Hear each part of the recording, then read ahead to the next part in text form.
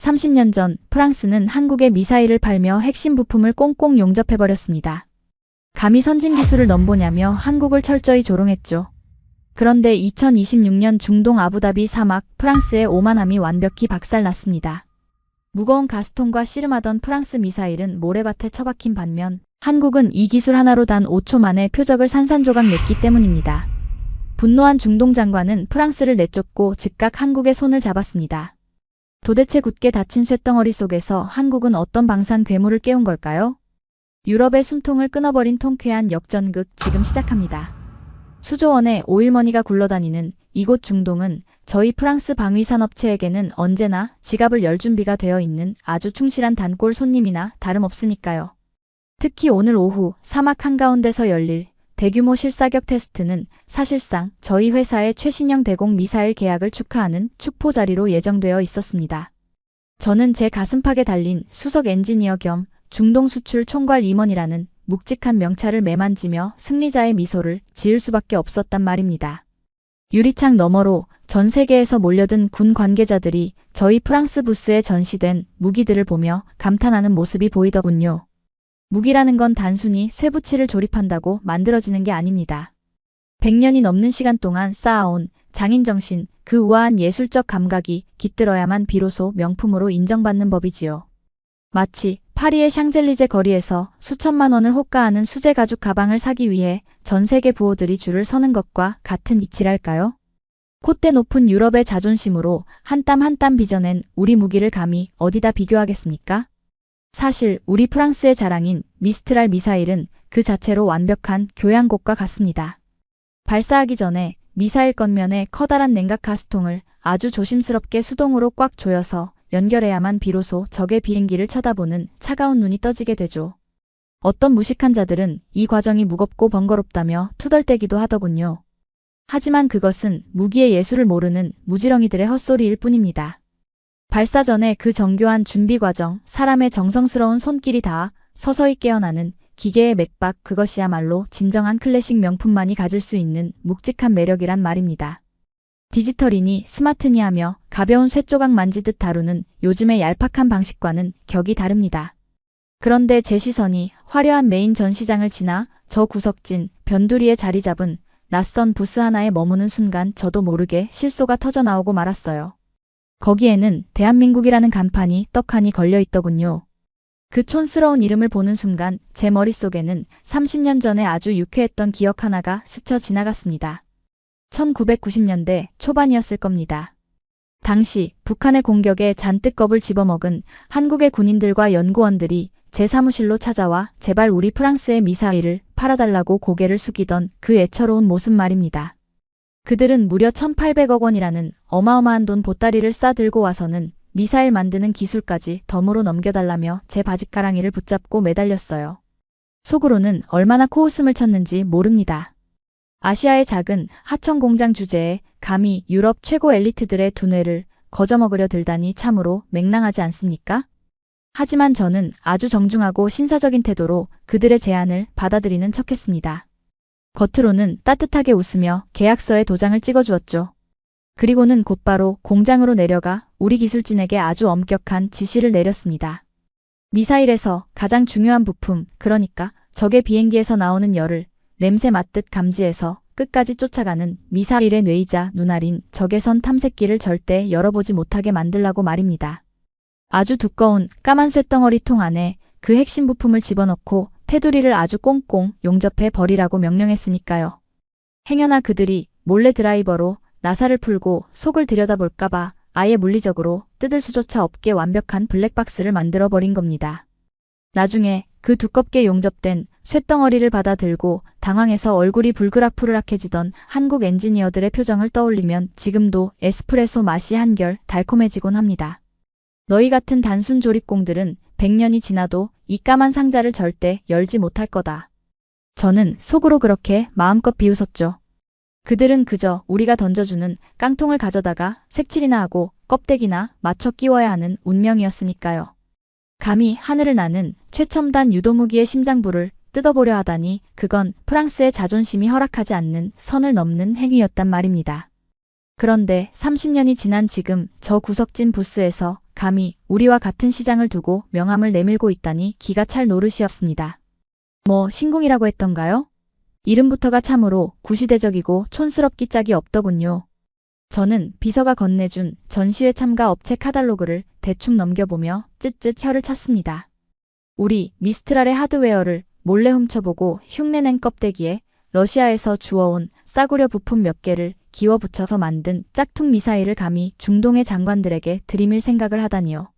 아시아 특유의 그 얍삽한 모방 기술 하나는 인정해 주어야 할지도 모르겠습니다. 하지만 그래봤자 메인 진열장에는 절대 오르지 못할 싸구려 모조품일 뿐이죠. 진정한 방산 시장의 룰은 언제나 우리 프랑스가 만들어왔고 앞으로도 절대 변하지 않을 것입니다. 시계를 보니 어느덧 중동의 최대 큰손 UAE 국방장관 일행이 메인 전시장을 둘러볼 시간이 다가오고 있었습니다. 저는 구겨진 최고급 양복 바지의 주름을 가볍게 털어내고 라운지를 나설 준비를 했어요.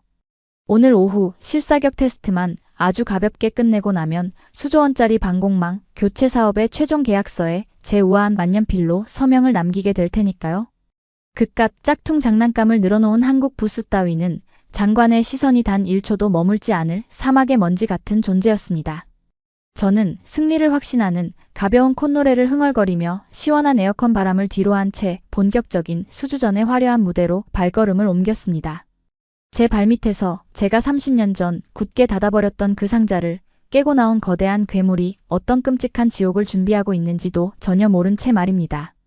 라운지 문을 밀고 나오자마자 후끈한 전시장의 열기와 수만 명의 사람들이 뿜어내는 웅성거림이 제 귓가에 파도처럼 밀려들었습니다. 저는 구겨진 넥타이를 가볍게 고쳐 매고 가벼운 발걸음으로 우리 프랑스 부스가 있는 중앙홀을 향해 여유롭게 걸어갔죠. 당연히 중동 최대의 큰손인 아랍에미리트 국방장관 일행이 제가 자랑하는 최신형 미스트랄 미사일 앞에서 넋을 잃고 찬사를 보내고 있을 거라 확신했으니까요. 그들은 늘 우리의 우아한 무기 디자인을 보며 마치 루브르 박물관의 예술품을 감상하듯 황홀해하곤 했단 말입니다. 그런데 메인 전시장 한가운데에 도착한 순간 제 완벽했던 예상은 보기 좋게 빗나가고 말았어요. 북적여야 할 우리 부스 앞은 믿을 수 없을 만큼 한산했고 제 수석 비서인 피에르가 땀으로 범벅이 된 하얗게 질린 얼굴을 한 채 저를 향해 헐레벌떡 뛰어오고 있더군요. 무슨 일인가, 피에르? 장관 일행은 어디 가고 우리 부스가 이리 썰렁해? 하고 묻자 그는 대답 대신 덜덜 떨리는 손으로 태블릿을 제 눈앞에 들이밀었습니다. 숨을 헐떡이며 내뱉는 그의 보고는 참으로 어처구니가 없었어요. 장관 일행이 메인홀의 프랑스 부스는 거들떠보지도 않고 아까 제가 라운지에서 비웃었던 그 변두리의 한국 부스에 벌써 1시간째 발을 묶어두고 있다는 겁니다. 저는 순간 제 귀를 의심할 수밖에 없었죠. 수조원의 예산을 쥐고 있는 VIP가 세계 최고의 장인들이 빚어낸 명품 무기를 놔두고 남의 껍데기나 베끼는 아시아의 하청업체 앞을 서성인다니 도무지 앞뒤가 맞지 않았기 때문입니다. 저는 피에르의 어깨를 툭 치며 그저 사막의 갑부들이 흔히 부리는 변덕스러운 호기심일 테니 호들갑 떨지 말라고 점잖게 타일렀습니다. 하지만 피에르의 눈동자는 공포로 짙게 물들어 있었고 그의 손끝은 여전히 미세하게 경련하고 있었어요. 그가 태블릿 화면을 넘기며 보여준 데이터는 제 30년 방산 커리어의 자부심을 완전히 박살내는 기괴하고도 충격적인 숫자들로 가득 차 있었거든요. 한국이 이번에 들고 나온 신궁이라는 유도무기의 공식 카탈로그였는데 화면을 훑어내려가던 제 두 눈은 어느 한 곳에서 완전히 얼어붙고 말았습니다. 거기에는 우리 프랑스 미스트랄의 가장 치명적인 약점이었던 그 거추장스럽고 무거운 외부 냉각 가스통이 아예 존재하지 않았어요. 한국 놈들은 미사일 내부에 냉각장치를 일체형으로 완벽하게 집어넣어서 조작원이 다가가 스위치 하나만 딸깍 누르면 단 5초 만에 모든 사격 준비가 끝난다는 어처구니 없는 스펙을 버젓이 적어놓고 있더군요. 5초라니요? 우리 프랑스의 최고급 정예 요원들도 섭씨 40도가 넘어가는 사막에 뙤약볕 아래서 무거운 가스통을 낑낑대며 나사로 조이고 연결하려면 아무리 훈련을 거듭해도 수십 초가 걸리는데 말입니다. 저는 애써 헛기침을 하며 화면을 거칠게 밀어냈습니다. 이건 말도 안 되는 종이 쪼가리일 뿐이라고 컴퓨터 그래픽으로 그럴싸하게 꾸며낸 아시아 특유의 과장된 사기극이 분명하다고 스스로를 강하게 세뇌했죠. 핵심 기술력이 없는 삼류 국가들이 투자금을 받아내기 위해 의뢰 쓰는 얄팍한 허풍이라고 확신했으니까요. 그런데 피에르가 마른 침을 꿀꺽 삼키며 전해준 장관과 한국 대표의 대화 내용은 굳건했던 제 심장 한구석에 아주 서늘하고 불길한 금을 내기 시작했습니다. 장관이 실전 배치까지의 납품 기간을 묻자 한국의 젊은 대표가 태블릿을 꺼내 들고는 아주 여유로운 미소를 지으며 대답했다고 하더군요.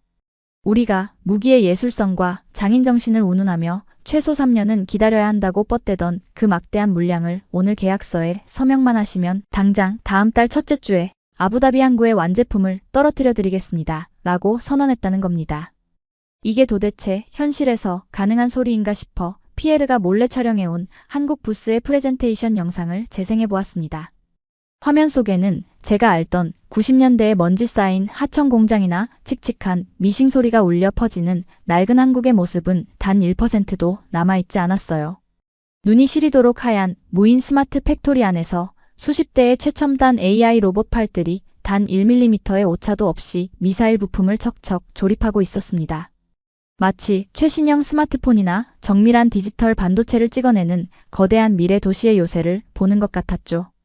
우리 프랑스 기술자들이 돋보기를 끼고 수작업으로 일일이 쇳덩어리를 깎고 다듬으며 자아도취에 빠져 있을 때 저들은 이미 디지털 적응력을 한계치까지 끌어올려 압도적인 새벽 배송 시스템을 군사 무기 생산 라인에 완벽하게 이식해 버린 겁니다. 영상을 보는 내내 저도 모르게 뒷목이 뻣뻣해지고 이마에 차가운 땀방울이 맺히는 것을 느꼈습니다. 하지만 저를 가장 끔찍한 공포로 몰아넣은 것은 따로 있었어요. 영상 속에서 조립되고 있는 신궁의 머리 부분, 즉 미사일의 눈 역할을 하는 적외선 탐색기를 설명하는 대목을 보는 순간 제 심장이 바닥으로 덜컥 내려앉고 말았거든요. 영상 속의 한국인 내레이터는 아주 또박또박하고 세련된 영어로 이 미사일이 단순히 뜨거운 열기만 쫓는 게 아니라 영상 및 다중 적외선 기술을 사용해 적의 형태를 정밀하게 분석하고 가짜 미끼를 완벽하게 무시한다고 자랑스럽게 떠들고 있었습니다. 그 순간 제 머릿속은 하얗게 비워졌죠. 30년 전 제가 직접 지시해서 까만 쇳덩어리 속에 가두고 절대 열어보지 못하게 꽁꽁 용접해 버렸던 바로 그 블랙박스 기술의 진화형이었으니까요. 그들은 제가 던져준 깡통 앞에서 좌절한 게 아니라 아예 그 깡통을 부러뜨려 버리고 자신들만의 완전히 새로운 디지털 두뇌를 창조해낸 것이 틀림없었습니다. 저는 터질 듯한 불안감을 억누르며 옷깃을 강하게 여미고 그 변두리의 한국 부스를 향해 성큼성큼 걸어갔습니다. 아직 아무것도 증명된 것은 없다고 저 화려한 로봇 영상과 5초라는 스펙은 그저 전시용으로 만들어낸 사막의 신기루 같은 환상일 뿐이라고 끊임없이 되뇌어야만 했어요. 오늘 오후 사막 한가운데서 열릴 실사격 테스트에서 진짜 펄펄 끓는 열기를 뿜어내는 가짜 미끼 앞에서는 저들의 얄팍한 디지털 센서도 결국 길을 잃고 비참하게 모래밭에 처박힐 것이라 굳게 믿어야 했습니다. 그렇지 않으면 제 평생을 바쳐온 커리어와 프랑스의 콧대 높은 자존심이 통째로 쓰레기통에 처박히는 셈이었으니까요. 드디어 한국 부스 앞에 도착하자 말끔한 네이비 슈트를 입은 한국의 젊은 총괄 대표가 얇은 아이패드를 든 채 장관과 여유롭게 농담을 주고받으며 악수를 나누고 있더군요.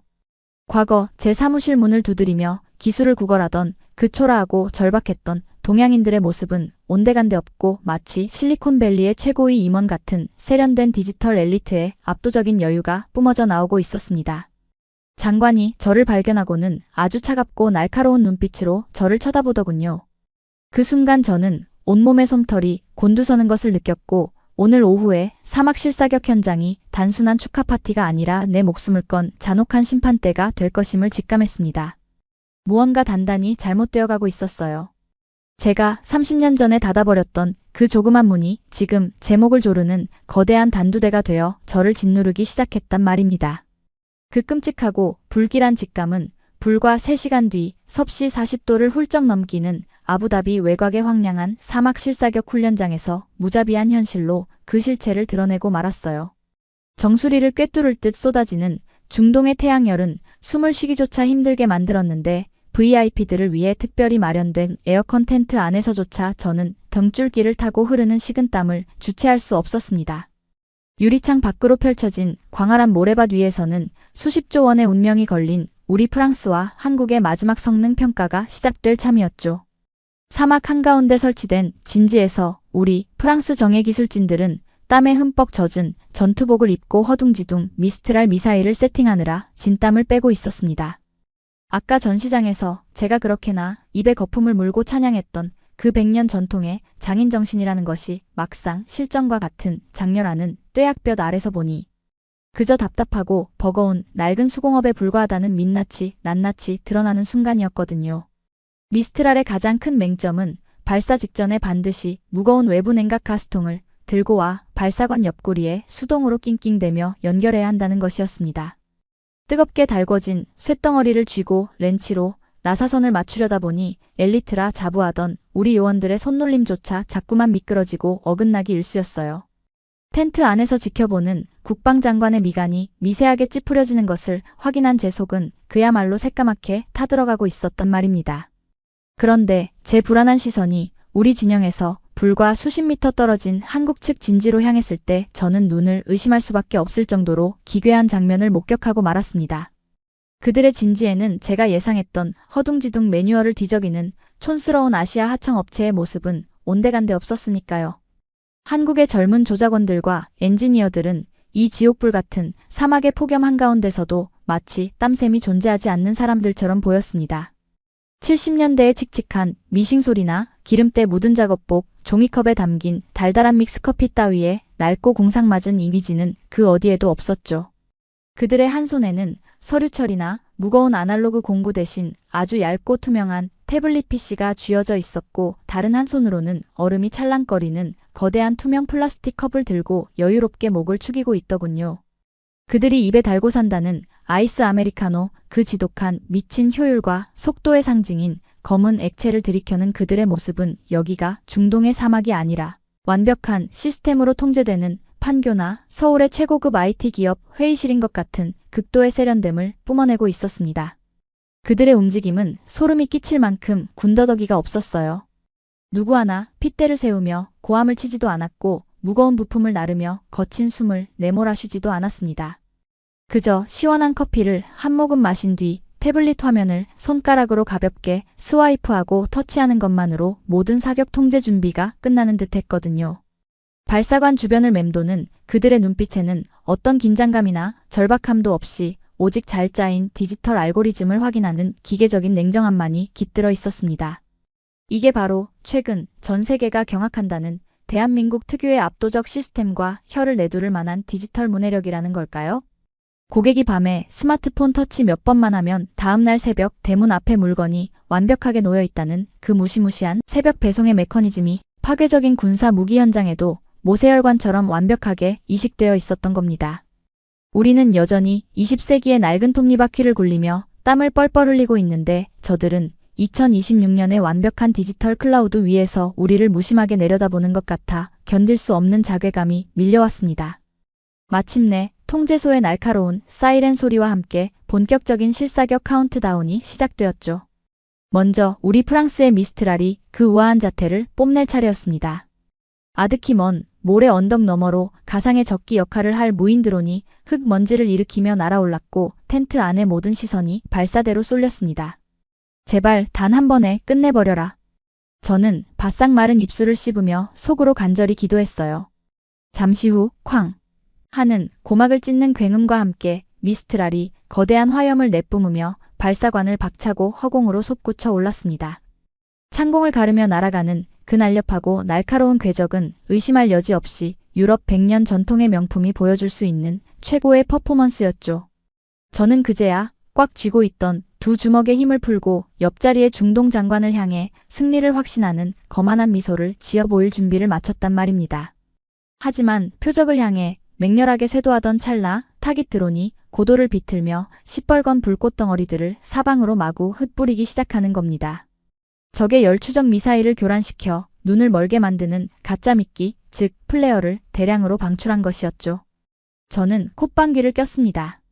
감히 우리 프랑스의 위대한 장인들이 만들어낸 센서가 저런 단순하고 원초적인 속임수에 속아 넘어갈 리 만무하다고 굳게 믿었으니까요. 그런데 제 그 오만한 확신은 불과 3초도 지나지 않아 산산조각이 나고 말았습니다. 표적의 꼬리를 끈질기게 물고 가야 할 미스트랄이 드론이 뿜어낸 가장 크고 뜨거운 가짜 미끼의 열기에 속절없이 시선을 빼앗기며 갑자기 방향을 획 틀어버리더군요. 안 돼, 거기 아니야. 제 입에서 저도 모르게 다급한 짐승의 비명 같은 소리가 튀어나왔지만 이미 맹인의 지팡이처럼 눈이 멀어버린 수십억 원짜리 미사일은 표적과는 완벽하게 어긋난 허공을 가르더니 결국 M1 모래 언덕에 곤두박질치며 초라한 흙먼지만을 피워 올리고 폭발해버렸습니다.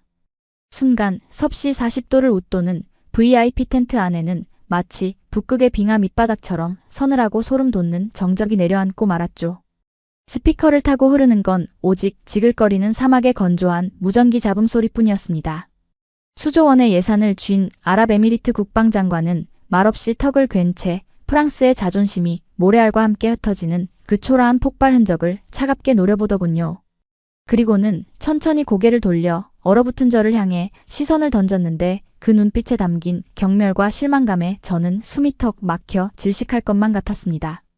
쥐구멍이라도 찾고 싶은 비참한 심정으로 애써 시선을 밖으로 돌렸을 때 제 눈앞에 다시 한번 그 한국 진영의 풍경이 들어왔어요. 놀랍게도 그 젊은 한국의 엔지니어들은 경쟁사인 우리의 이 뼈아픈 참사를 두 눈으로 똑똑히 지켜보고서도 환호성을 지르거나 낄낄대며 비웃지조차 않더군요. 그들은 그저 손에 든 아이스 아메리카노의 얼음을 달그락거리며 한 모금 들이켠 뒤 태블릿 화면에 뜬 기상 데이터와 비행 궤적을 무표정하게 스와이프할 뿐이었습니다. 마치 감정이라는 모듈 자체가 아예 거세되어 버린 차가운 디지털 기계들 같았죠. 수십억 원짜리 폭죽놀이가 실패하는 꼴을 감상하고도 미세한 눈썹의 떨림조차 보이지 않는 그 극도의 쿨함과 냉정함 앞에서 저는 제 30년 방산 엘리트로서의 영광이 발가벗겨진 채 모래밭에 내동댕이 쳐지는 듯한 끔찍한 굴욕감을 온몸으로 견뎌내야만 했습니다. 제 머릿속은 수만 마리의 벌떼가 한꺼번에 귓속으로 날아든 것처럼 새하얗게 부서져 내렸고 이성은 완전히 마비되어 버렸어요.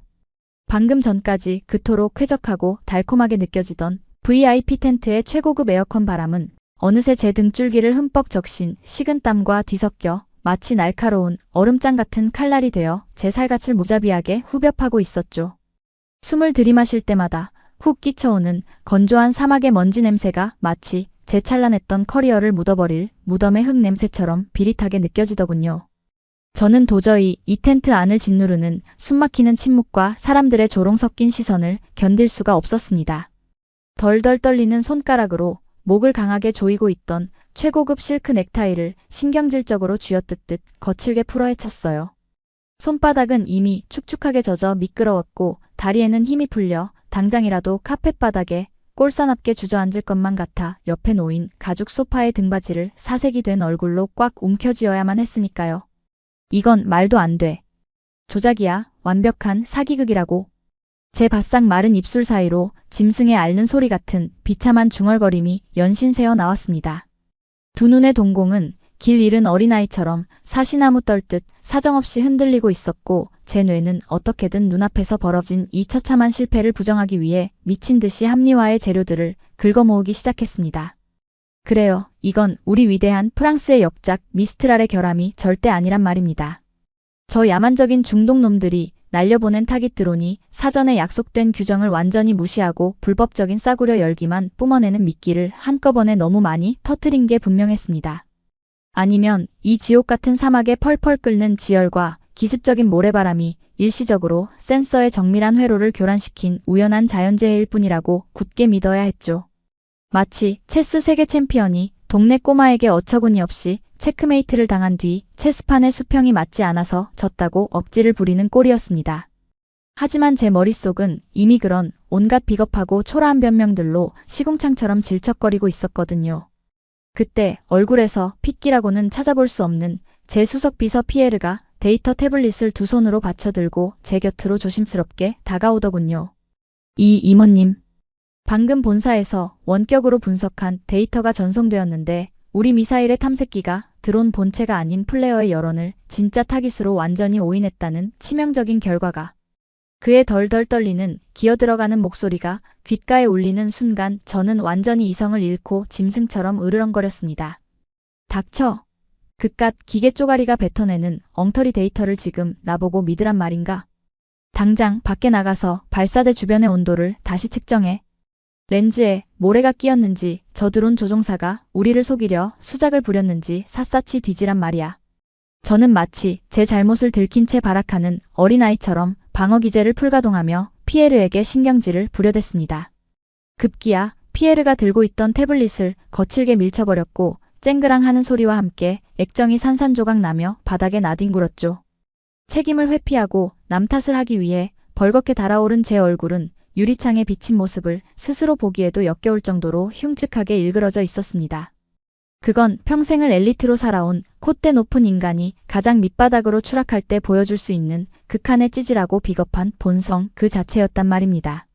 하지만 제가 텐트 구석에서 넥타이를 쥐어뜯으며 아무리 발악을 하고 현실을 부정해 본들 상황은 이미 돌이킬 수 없는 파국의 강을 건너고 말았죠. 저만치 앞줄의 상석에 앉아있던 아랍에미리트 국방장관은 제 구차한 변명 따위는 사막의 파리 날갯짓보다 못하다는 듯 아예 제 쪽으로는 단 1도의 시선조차 주지 않고 있었습니다. 그의 차갑게 가라앉은 분노가 서린 눈동자는 오직 다음 사격 차례를 기다리고 있는 한국 진영만을 뚫어지게 응시할 뿐이었어요.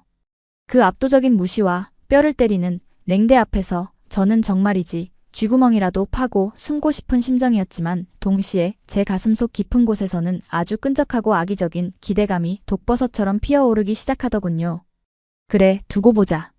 우리 프랑스의 100년 기술력이 빚어낸 센서도 감쪽같이 속아 넘어간 저 악랄하고 교묘한 가짜 미끼를 감히 너희 같은 아시아의 아류작들이 무슨 수로 피하겠어? 저는 입술에서 피가 날 정도로 질근질근 깨물며 속으로 미친 듯이 파멸의 주문을 외우기 시작했습니다. 불과 몇 시간 전 전시장에서 한국의 그 압도적인 무인 스마트 팩토리 영상과 여유로운 태도에 기가 눌려 식은땀을 흘렸던 주제에 막상 벼랑 끝에 몰리니 다시금 30년 전에 그 오만했던 기억의 망령을 끄집어내어 비루한 정신승리를 시도하고 있었던 겁니다. 가만히 이성적으로 생각해보라며 제 자신을 다독였어요. 유도무기의 심장이자 적을 알아보는 눈인 그 적외선 탐색기 기술은 절대로 하루아침에 뚝딱하고 모방할 수 있는 얄팍한 마술이 아니란 말입니다. 제가 1990년대에 그 시커를 까만 쇳덩어리 상자 안에 꽁꽁 가두고 절대 열어보지 못하게 용접해 버렸을 때 한국의 연구원들은 그저 닭 쫓던 게 지붕 쳐다보듯 발만 동동 굴러야 했습니다. 그들이 운 좋게 러시아에서 들여온 고물 미사일 몇 개를 뜯어봤다고 한들 부품의 겉모양이나 엉성하게 바뀔 수 있지 그 안에 흐르는 복잡한 암호와 알고리즘의 영혼까지 훔칠 수는 없는 노릇이니까요. 이색 적외선 탐색기니 영상 다중 분석이니 하며 카달로그에 떠벌려 놓은 저 화려한 디지털 스펙들은 그저 실전 경험이 전무한 삼류 국가가 그래픽으로 조작해 만들어낸 전형적인 종이호랑이가 틀림없다고 스스로를 필사적으로 세뇌했습니다. 그렇지 않고서야 당장 숨이 넘어갈 것 같은 이 공황 상태를 도저히 맨정신으로 버틸 재간이 없었거든요. 저는 핏발이 선충혈된 눈을 번뜩이며 텐트 유리창에 얼굴을 바짝 들이밀고 밖에서 사격을 준비하는 한국 진영의 일거수일투족을 악착같이 감시했습니다. 어떻게든 꼬투리를 잡고 그들의 무능함을 증명할 아주 작은 실수라도 찾아내려 혈안이 되어 있었죠. 저 멀리 모래밭에서는 아직도 우리 프랑스 요원들이 실패한 미스트랄의 발사대를 치우며 무거운 가스통을 나르느라 헛구역질을 하고 있는데 반대편 한국의 진영은 제 초라한 기대마저 비웃듯 너무나도 평온하고 고요해서 오히려 등골이 오싹해질 정도였습니다. 한국의 젊은 조작원 한 명이 미사일 발사관 쪽으로 천천히 아주 산책이라도 나온 듯 여유로운 걸음걸이로 걸어가더군요. 저는 속으로 통쾌하게 비웃었습니다. 저 멍청하고 오만한 놈을 보라지. 이제 그 무거운 외부 냉각 가스통을 짊어지고 낑낑대며 헛발질을 할 차례다. 섭씨 40도의 태양열에 달궈진 나사선을 억지로 맞추느라 손가락이 타들어가는 끔찍한 고통을 맛보게 될 거다. 하지만 그 젊은 조작원의 맨손에는 렌치 같은 공구도 거추장스러운 냉각 가스통도 아예 들려있지 않았습니다. 그는 그저 콧노래를 부르듯 발사관 옆에 멈춰서더니 마치 아침에 출근해 사무실 컴퓨터 전원을 켜듯 아주 가벼운 손놀림으로 본체에 달린 버튼 하나를 딸깍하고 눌렀을 뿐이었습니다. 그리고는 손목시계를 힐끗 쳐다보며 고개를 끄덕이더니 뒤로 몇 걸음 물러서서 통제소를 향해 엄지손가락을 척 치켜 세우더군요. 발사관 내부의 냉각장치를 일체형으로 집어넣었다는 그들의 카달로그 설명이 그 기적 같은 마법이 제 두 눈앞에서 증명되는 순간이었죠. 그 모든 사격 준비 과정이 끝나는데 걸린 시간은 제가 아까 전시장에서 보고도 절대 믿지 못해 비웃어 넘겼던 바로 그 시간. 정확히 5초였습니다. 말도 안 돼. 어떻게 저렇게 대충 준비를 끝낸단 말인가? 무거운 냉각가스도 주입하지 않고 시커의 눈을 저렇게 순식간에 뜬다고? 저는 창문에 코를 쳐박고 넋이 나간 사람처럼 중얼거렸습니다. 제 심장은 이제 두려움을 넘어 완전한 붕괴 상태에 빠져들고 있었어요. 제가 평생을 바쳐 맹신해온 무기의 장인 정신과 아날로그적 낭만이 저 5초의 가벼운 디지털 손가락 터치 한 번에 와르르 무너져 내리며 산산조각 나는 소리가 고막을 때렸습니다. 아니야, 저건 겉멋만 잔뜩 든 아시아 놈들의 쇼일 뿐이야. 발사관에서 튀어나가는 순간 저 조잡한 깡통은 방향을 잃고 모래밭에 곤두박질 칠게 뻔해. 제발 빗나가라. 제발 헛방을 쳐서 저 건방진 한국의 오만한 디지털 시스템이 한낱 신기루 같은 허상에 불과하다는 걸 전 세계 만천하에 증명해달라고. 저는 거의 울부짖는 심정으로 식은땀에 절어 미끄러지는 양손을 모아 꽉 깍지를 낀 채 한국의 신궁이 발사될 그 파멸의 카운트다운만을 숨죽여 기다리고 있었습니다. 무언가 거대하고 압도적인 폭풍이 제 숨통을 끊어놓기 위해 다가오고 있다는 끔찍한 예감에 온몸이 사시나무처럼 떨리고 있었단 말입니다. 바로 그 찰나였어요. 텐트 안의 대형 스피커를 통해 한국 측 신궁 발사 10초 전이라는 건조하고 기계적인 안내방송이 울려 퍼지더군요. 그 무심한 소리는 마치 단두대에 묶인 제목을 치기 위해 사형 집행인이 거대한 도끼를 치켜드는 섬뜩한 마찰음처럼 들렸습니다.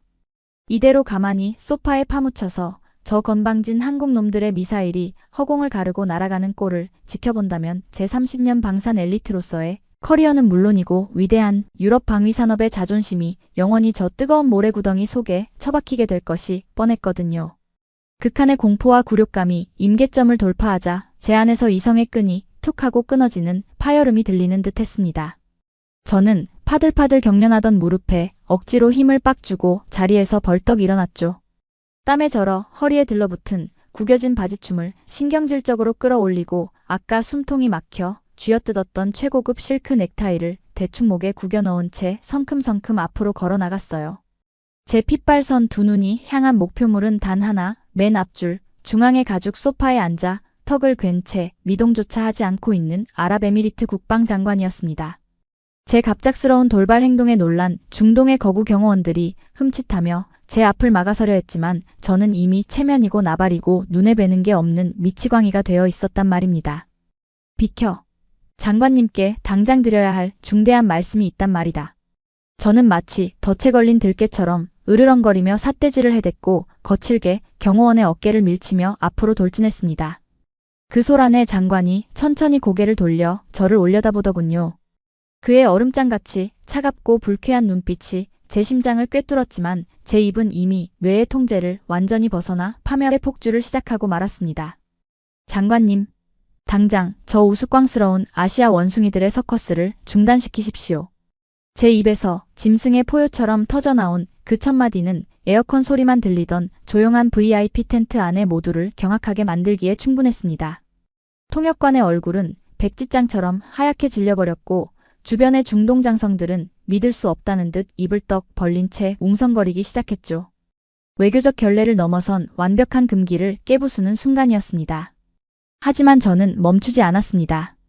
오히려 턱을 빳빳하게 쳐들고 유리창 너머 사막에 진을 치고 있는 한국 측 진영을 향해 손가락질을 해대며 거품을 물었거든요. 보십시오. 저건 군사 무기가 아닙니다. 그저 겉모양만 그럴싸하게 흉내낸 빈 깡통, 조잡한 플라스틱 장난감에 불과하다고요. 감히 무거운 외부 냉각 가스통도 연결하지 않고 단 5초 만에 버튼 하나로 사격 준비를 끝냈다고 떠벌리는 저들의 뻔뻔한 대국민 사기극에 속아 넘어가시면 안 됩니다. 저는 핏대를 세우며 사방으로 침을 튀겼습니다. 물리학적으로, 아니 군사공학의 아주 기초적인 상식으로 볼 때 외부에서 강력한 냉각가스를 수동으로 주입하지 않고 미사일의 탐색기 눈을 순식간에 띄우는 건 기적을 바라는 미신이나 다름없습니다. 저 한국 놈들은 지금 장관님의 숭고한 지성과 중동의 국격을 아주 대놓고 기만하며 조롱하고 있는 거란 말입니다. 장관의 미간이 험악하게 일그러지며 짙은 그림자가 드리워졌어요. 입 조심하시오, 프랑스 대표. 당신네들의 그 대단한 미사일은 아까 허공에 헛발질을 하고 모래밭에 처박히지 않았소? 장관의 낮고 묵직한 경고가 텐트 안의 공기를 짓눌렀지만 이미 완전히 실성해 버린 제 귀에는 그 어떤 합리적인 말도 들리지 않았죠. 오히려 저는 어깨를 들썩이며 기괴하고 날카로운 웃음을 터뜨리고야 말았습니다. 하하하. 장관님, 제가 왜 이렇게 확신에 차서 말씀드리는지 아십니까? 저들이 신궁이라고 떠받드는 저 조잡한 깡통의 오리지널 뼈대가 바로 우리 프랑스의 미스트라를 도둑질한 것이기 때문입니다. 저는 마침내 넘어선 안 될 선을 완전히 넘고 말았습니다. 30년 전에 그 추악하고 비열했던 기술 봉쇄 사건을 마치 훈장이라도 되는 양 제 입으로 낱낱이 불어버리며 스스로의 무덤을 깊게 파기 시작한 겁니다. 1990년대 초반 저 한국의 벌레 같은 하청 엔지니어들이 제 사무실 문을 두드리며 기술을 제발 적선해 달라고 구걸했습니다. 그때 저는 그들에게 미사일의 껍데기만 툭 던져주고 핵심 두뇌인 적의 탐색기는 아주 두꺼운 까만 쇳덩어리 안에 가둔 채 절대 뜯어보지 못하게 꽁꽁 용접해 버리라고 지시한 바로 그 장본인입니다. 제 목소리는 이미 텐트의 캠퍼스 지붕을 뚫어버릴 듯 쩌렁쩌렁 울리고 있었어요. 저들은 100년이 지나도 절대 그 블랙박스를 열지 못합니다. 우리가 단단히 씌워놓은 기술의 목줄에 매여있는 눈먼 개들에 불과하다고요. 저들이 러시아에서 주워온 고물 부품 몇 개를 억지로 기워 붙였다고 해서 유럽 최고 엘리트들이 100년 동안 쌓아 올린 고귀한 알고리즘의 영혼을 감히 흉내나 낼 수 있을 것 같습니까? 저건 그저 장관님의 소중한 예산을 갉아먹기 위한 아시아 특유의 얍삽한 모방품일 뿐입니다. 저는 숨을 헐떡이며 완전히 미쳐 날뛰고 있었죠. 급기야 제 앞줄에 다리를 꼬고 앉아있던 한국 측 총괄 대표를 향해 몸을 휙 돌려 그의 코앞에 삿대질을 해댔습니다. 어디 한번 대답해보지. 너희들의 그 알량하고 조잡한 깡통 안에 도대체 무슨 쓰레기들을 쑤셔 넣었길래 감히 우리 위대한 프랑스 앞에서 당당한 척 턱을 쳐들고 있는 거냐. 너희 같은 하급 조립공들은 우리 유럽인들이 먹다 남겨서 던져주는 부스럭이나 감사히 주워 먹어야 할 하등한 족속들이란 말이다. 제가 그렇게 넥타이를 풀어 해친 채 땀범벅이 되어 입에 거품을 물고 발악을 하는 동안 한국의 젊은 총괄 대표는 참으로 소름이 돋을 정도로 평온하더군요. 그는 제가 쏟아내는 그 끔찍한 인종차별적 모욕과 원색적인 비난을 고스란히 정면에서 듣고 있으면서도 눈썹 하나 까딱하지 않았습니다.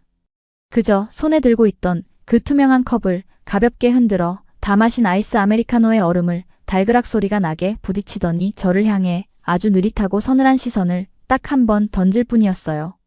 그 눈빛에는 분노나 억울함 따위는 1g도 들어있지 않았습니다. 마치 최첨단 스마트 시티의 한복판에서 발정난 야생 원숭이 한 마리가 똥을 집어 던지며 날뛰는 꼴을 유리창 너머로 흥미롭게 구경하는 듯한 지독하게 차갑고 압도적인 연민과 조롱이 섞인 시선이었죠.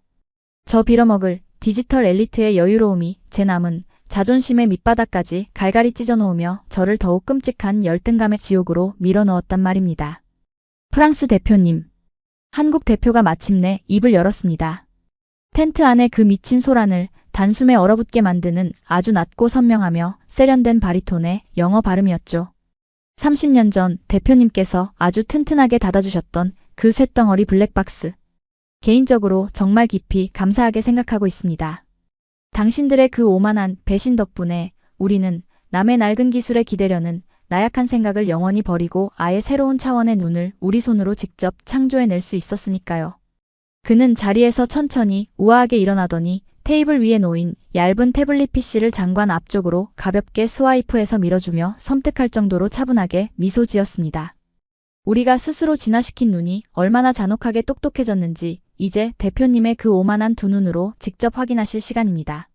아, 참고로 미리 경고 하나 드리자면 그는 저를 향해 고개를 살짝 돌리며 제 심장에 차가운 비수를 꽂듯 마지막 한마디를 내뱉더군요. 우리 대한민국의 미사일은 당신네들의 그 멍청하고 아둔한 아날로그 센서처럼 사막에서 펄펄 끓어오르는 가짜 불꽃놀이 따위에는 절대 한눈 팔지 않습니다. 뭐라고? 이 건방진 새끼가. 제가 그 극도의 쿨함에 분노를 이기지 못해 당장 그의 말끔한 네이비 슈트 멱살이라도 잡기 위해 두 손을 뻗으며 달려드는 바로 그 순간이었습니다. 발사 카운트다운. 3, 2, 1, 발사. 텐트 외부의 대형 스피커에서 고막을 찢을 듯한 날카로운 경고음이 울려 퍼졌고 창밖의 모래밭에서 거대한 후폭풍이 휘몰아치기 시작했어요. 봐라. 내 놈들의 그 허접한 깡통이 얼마나 비참하게 꼬라박히는지 내 두 눈으로 똑똑히 지켜봐 주마. 저는 충혈된 눈을 부릅뜨고 통유리창에 두 손을 쾅 짚은 채 입술에서 피가 날 정도로 질근질근 씹으며 밖을 노려보았습니다. 제발 기적이 일어나 저 오만한 한국 놈들의 짝퉁 무기가 제자리에서 폭발해 버리기를, 제발 가짜 미끼의 뜨거운 열기에 속아 완전히 다른 곳으로 날아가 곤두박질 치기를 온 우주의 신들에게 빌고 또 빌었죠. 하지만 그 순간 가스통 하나 없이 단 5초 만에 잠에서 깨어난 한국의 신궁은 굉음을 내며 발사관을 박차고 튀어나갔고, 제 그 비루하고 찌질한 저주를 완벽하게 비웃기라도 하듯 상상을 초월하는 매끄러운 궤적을 그리며 사막의 장렬하는 태양을 향해 맹렬하게 솟구쳐 오르고 있었습니다. 유리창에 두 손을 지시기듯 짚고선 제 동공은 허공을 가르는 그 하얀 연기 꼬리를 따라 미친 듯이 요동치고 있었어요. 제발 제발 떨어져라. 저 조잡한 동양의 깡통이 공중에서 분해되거나 엉뚱한 곳으로 날아가 처박히기를, 제 평생을 바쳐 모셨던 모든 성인들의 이름을 속으로 부르짖으며 피가 나도록 입술을 깨물었습니다. 저만치 상공에서 표적 역할을 하는 무인 드론이 한국의 미사일이 다가오는 것을 감지하고는 아까 우리 프랑스의 미스트라를 바보로 만들었던 그 악랄한 회피 기동을 다시 시작하더군요. 드론의 꼬리에서 시뻘건 화염 덩어리들이 마치 기관총을 쏘듯 쉴 새 없이 터져나오기 시작했습니다. 적외선 센서의 눈을 멀게 만드는 가짜 미끼, 즉 플레어였죠. 심지어 아까 우리 미사일을 기만할 때보다 좋기 2배는 많은 온 하늘을 시뻘겋게 뒤덮을 정도의 어마어마한 물량이었습니다. 그 압도적인 가짜 열기들을 보는 순간 꽉 막혔던 제 숨통이 탁 트이며 기괴한 안도감의 미소가 얼굴에 번지기 시작했습니다. 끝났다. 그래, 끝났어.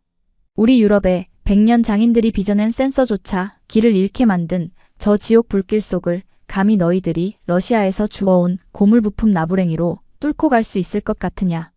저는 속으로 쾌재를 부르며 한국의 신궁이 저 시뻘건 불기둥 중 하나를 향해 고개를 돌려 속절없이 곤두박질칠 그 통쾌한 순간만을 카운트다운하고 있었단 말입니다. 하지만 제 얼굴에 번졌던 그 비열한 미소는 단 2초를 넘기지 못하고 얼어붙어 버렸습니다. 텐트 안의 시간은 마치 누군가 비디오 테이프의 재생 속도를 강제로 늦춰버린 것처럼 아주 끔찍할 정도로 느릿하게 흘러가기 시작했어요. 저는 제 두 눈을 찔러버리고 싶을 만큼 경악스러운 장면을 목격하고야 만 겁니다. 사방에서 뿜어져 나오는 섭씨 수천도의 가짜 불꽃들이 허공을 어지럽게 수놓고 있었지만 한국의 신궁은 단 1도의 흔들림조차 없더군요. 마치 수백 명의 가짜 산타클로스 분장 속에서 진짜 자기 아빠의 얼굴을 0.1초 만에 찾아내는 영리한 어린아이의 눈처럼 말입니다. 신궁은 그 어마어마한 열기의 장막을 콧방귀라도 뀌듯 유유히 무시하며 오직 타깃 드론의 본체만을 향해 서늘하고 묵직하게 직진하고 있었습니다. 저게 왜 저기로 가? 저게 왜 안 속는 거냐고? 제 입에서 바람 빠진 풍선 같은 허망한 신음이 새어나왔죠. 그것은 단순히 열을 쫓는 구시대적인 아날로그 방식이 아니었던 겁니다. 제가 비웃어 마지 않았던 그들의 카탈로그에 적혀있던 영상 및 다중 적외선 기술, 이른바 이색 탐색기가 사막의 창공에서 그 악마적인 성능을 증명하고 있는 순간이었습니다. 표적에서 뿜어져 나오는 고유한 파장과 가짜 미끼의 파장을 나노 단위로 분해해서 걸러내고 표적의 형태까지 영상으로 정밀하게 뜯어보는 완벽한 디지털의 눈이었죠. 30년 전 제가 까만 쇳덩어리에 가둬버렸던 그 조악한 시커 기술이 스스로 껍질을 깨고 나와 우리 프랑스는 감히 흉내조차 낼 수 없는 괴물 같은 인공지능 두뇌로 진화해버렸다는 끔찍한 팩트가 제 뇌수를 사정없이 후려갈겼습니다. 타깃 드론은 자신을 끈질기게 물고 늘어지는 신궁을 떨쳐내려 마지막 발악을 하며 급강하를 시도했어요. 미사일과 드론의 거리가 10m, 5m, 3m로 좁혀지는 그 찰나의 순간 저는 또 한 번 군사학의 상식을 뒤엎는 잔혹한 타격감에 턱이 빠질 듯 벌어지고 말았습니다. 신궁은 굳이 그 빠른 드론의 본체에 무식하게 머리를 들이받으려 하지도 않더군요. 드론의 몸체를 살짝 스쳐 지나가려는 바로 그 순간 미사일의 뇌관이 허공에서 스스로 폭발하며 번쩍이는 성광을 뿜어냈습니다. 한국이 자랑하던 정밀 근접 신관 기술이 작동한 것이었죠.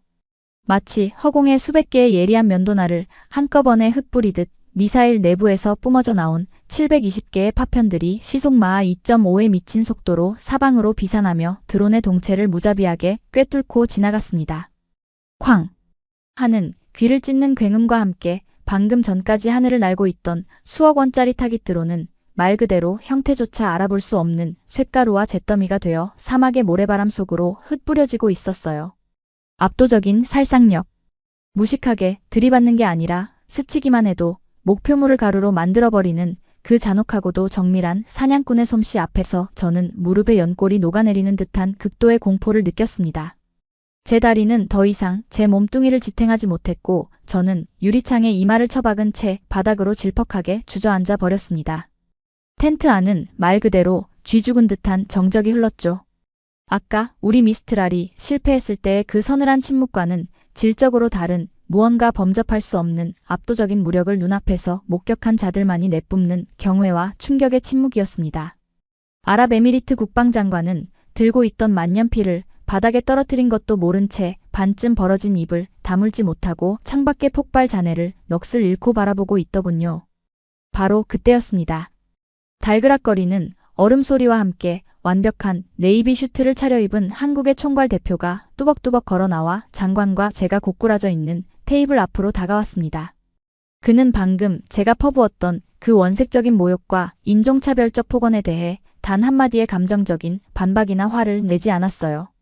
핏대를 세우는 건 논리가 부족한 패배자들이나 하는 짓이라는 듯 그는 아주 서늘하고 냉정한 표정으로 제 코앞에 얇은 태블릿 PC 화면을 들이밀었습니다. 프랑스 대표님께서 아까 말씀하신 아날로그의 낭만과 100년의 장인 정신 아주 잘 들었습니다.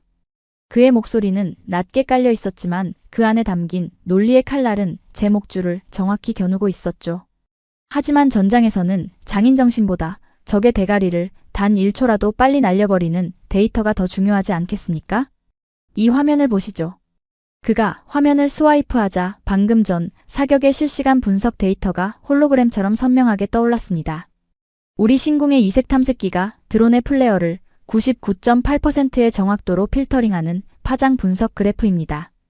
옆에 있는 건 방금 전 엉뚱한 모래밭을 파고든 당신네 미스트랄의 센서 오류 로그고요. 보시다시피 당신들의 그 고귀한 100년 기술력은 섭씨 800도가 넘어가는 가짜 불꽃 앞에서 완전히 시력을 상실했습니다. 반면 우리는 목표물의 윤곽과 적외선 신호를 교차 검증하여 속임수 자체를 원천 차단했죠. 누가 껍데기만 벗긴 깡통인지 이 움직일 수 없는 숫자들이 증명해주고 있지 않습니까? 저는 아무 말도 하지 못한 채 입술만 달달 떨며 화면 속의 그 잔혹한 수치들을 멍하니 올려다보았습니다. 팩트로 뼈를 때린다는 게 바로 이런 기분일까요? 제 심장은 이미 수백 조각으로 찢겨나가고 있었지만 한국 대표의 논리적 처형은 아직 끝나지 않았단 말입니다. 그는 화면을 한 번 더 넘기더니 장관을 향해 고개를 돌려 아주 정중하면서도 치명적인 한 방을 날렸습니다. 장관님, 무기의 성능만큼이나 중요한 것은 고객의 시간을 얼마나 아껴줄 수 있는가입니다. 아까 프랑스 측은 이 낡은 수공업 미사일을 납품받기 위해 무려 3년을 기다려야 한다고 했죠. 심지어 발사할 때마다 저 무거운 외부 가스통을 낑낑대며 달아야 하는 수고로움까지 고객에게 전가하면서 말입니다. 그는 태블릿 화면에 실시간 라이브 CCTV 영상을 띄웠습니다. 그것은 아까 전시장에서 제가 애써 조작이라고 부정하려 했던 대한민국의 한적한 지방에 위치한 최첨단 K-스마트 팩토리의 실제 가동 모습이었어요. 거대한 클린룸 안에서 수백 대의 AI 로봇팔들이 단 0.1mm의 오차도 없이 24시간 쉬지 않고 신궁의 일체형 부품들을 척척 조립해 내고 있는 그 경이로운 생산 공정. 그것은 인간의 땀과 피로가 섞이지 않은 완벽한 디지털의 예술이었습니다. 대한민국의 시스템은 다릅니다. 한국 대표의 목소리에 묵직한 확신이 실리더군요. 발사관 내부에 냉각장치를 일체형으로 설계하여 버튼 하나로 5초면 사격 준비가 끝나는 압도적 편의성. 그리고 밤에 주문하면 다음날 아침 문 앞에 물건이 도착하는 대한민국 특유의 새벽 배송 인프라를 방산에 완벽히 적용한 로봇 자동화 라인. 장관님, 지금 이 자리에서 계약서에 서명해 주신다면? 그는 재킷 안주머니에서 최고급 가죽 바인더에 철해진 계약서를 꺼내 테이블 위에 조용히 올려놓았습니다. 정확히 다음 달 15일 새벽 4시. 아부다비 제1항구에 최신형 신궁 패키지 초도 물량 500기가 완벽한 포장 상태로 하역될 것임을 이 데이터와 대한민국의 이름으로 보증합니다. 3년과 한 달. 무거운 가스통과 원터치 5초. 허공을 가르는 헛발질과 플레어를 씹어먹는 정밀 타격. 이 비교조차 되지 않는 압도적인 스펙의 격차, 숨막히는 디지털 팩트 폭격 앞에서 제가 할 수 있는 방어라고는 단 한 가지도 남아있지 않았습니다. 변명조차 사치로 느껴질 만큼 너무나도 논리적이고 폭력적인 완패였죠. 장관은 한참 동안 계약서의 조항과 스마트 팩토리의 영상을 번갈아 보더니 이내 헛웃음을 터뜨리며 고개를 끄덕였습니다. 그리고는 저를 향해 바닥에 엎드려 헐떡이는 저를 향해 쓰레기를 보는 듯한 가장 차갑고 경멸스러운 시선을 꽂아 넣더군요. 프랑스 대표.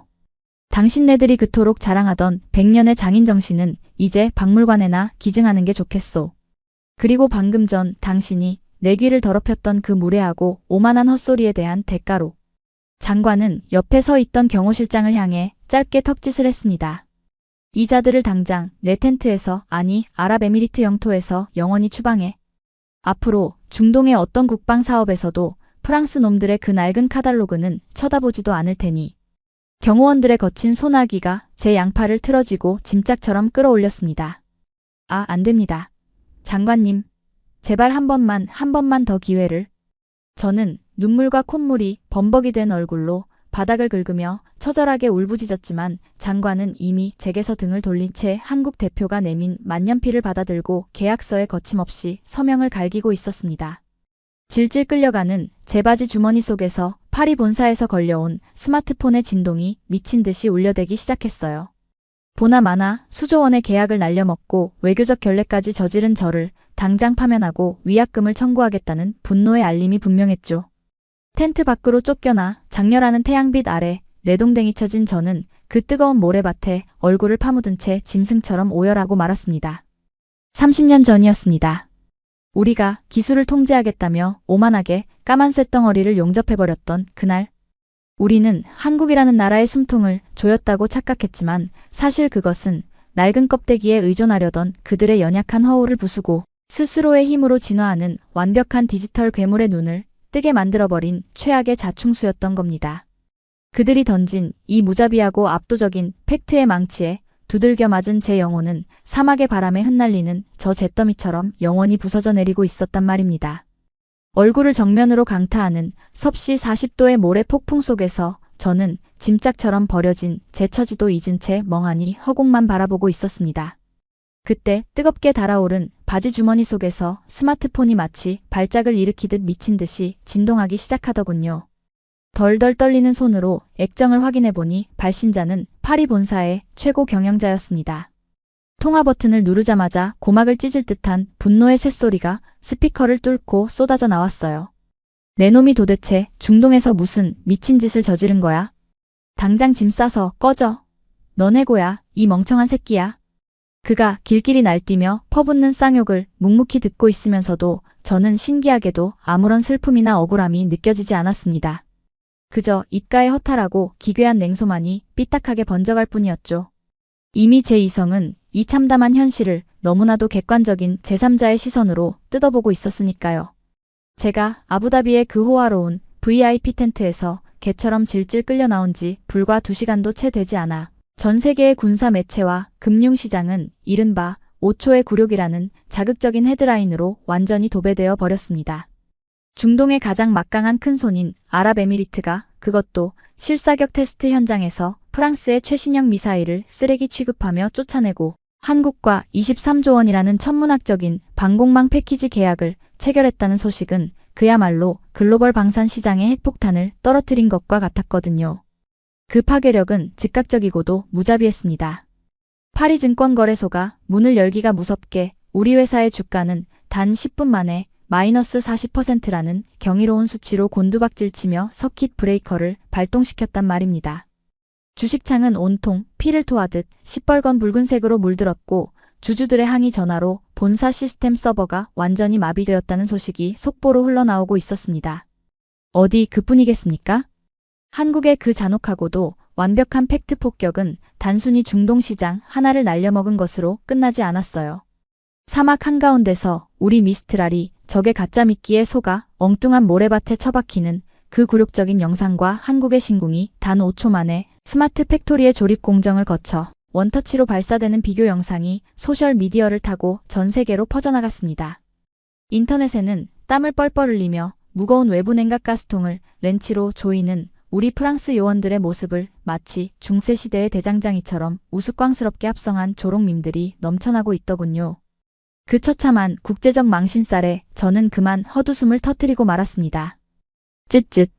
멍청하고 아둔한 파리의 늙은이들. 시대가 어느 땐데 아직도 아날로그의 낭만이나 부르짖다가 이 사달을 낸단 말인가? 그러게 왜 잠자는 한국의 털을 건드려서 이 끔찍한 괴물을 깨웠어.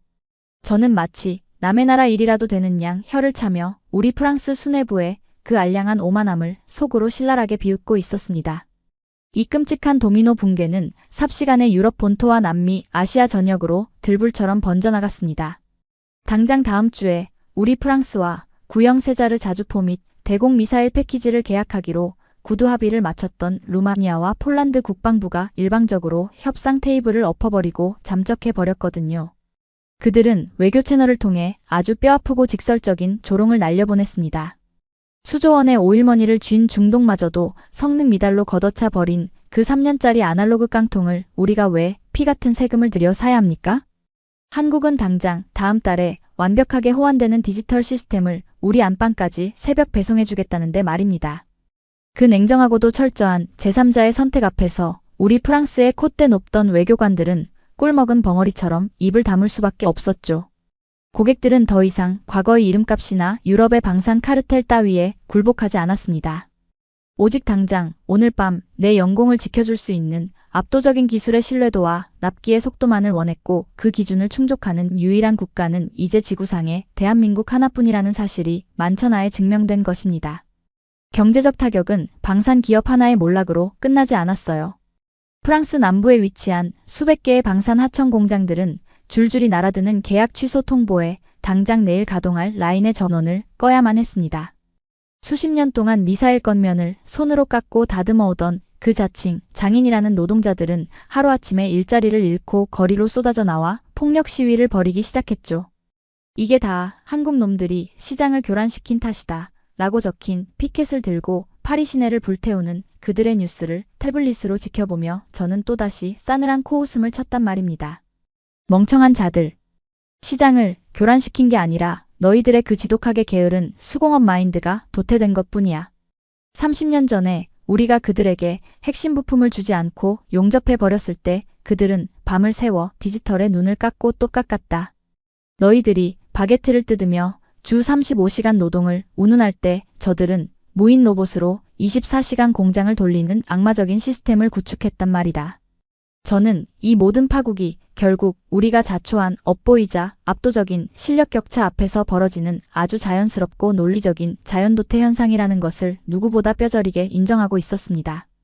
결국 우리 회사의 1분기 수주 잔고는 거짓말처럼 영원으로 곤두박질 쳤고 주주들의 집단 소송이 줄을 이으면서 100년 역사에 자랑스러운 프랑스 방산 기업은 파산보호 신청을 고민해야 하는 처참한 지경에 이르렀습니다. 반면 뉴스 화면 속 대한민국의 증권시장은 연일 축포를 터뜨리고 있더군요.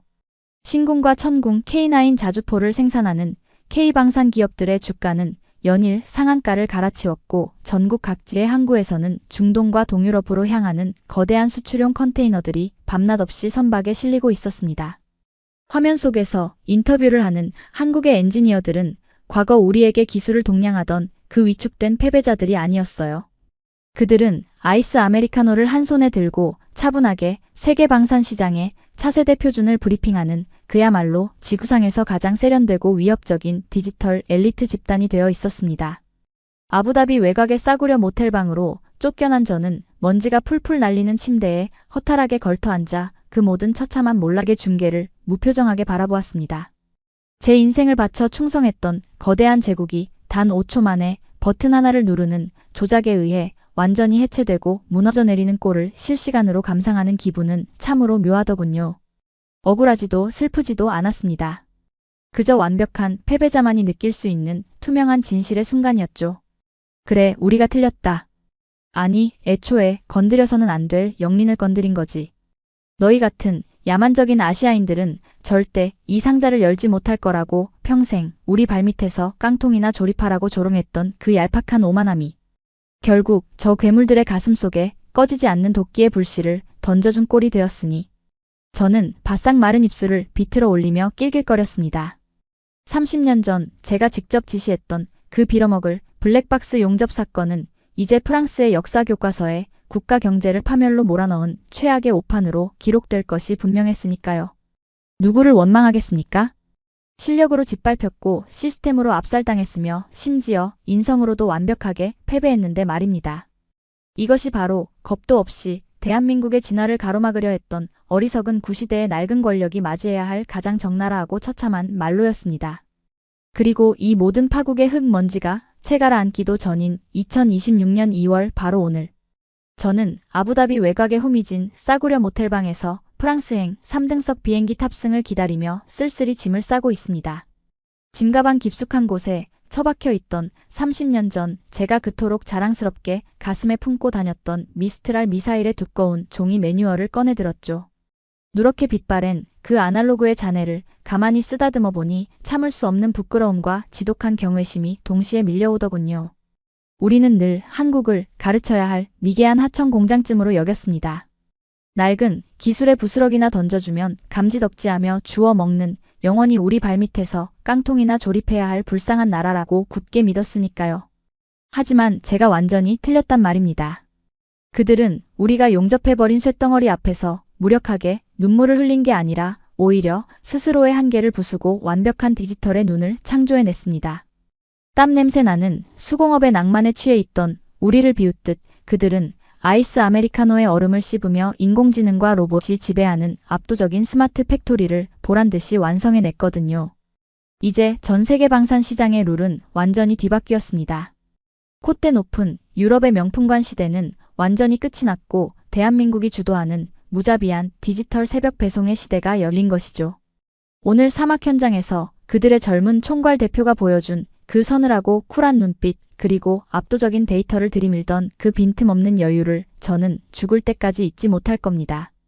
그들은 더 이상 우리가 동정하거나 얄팍한 기술로 통제할 수 있는 변방의 약소국이 아닙니다.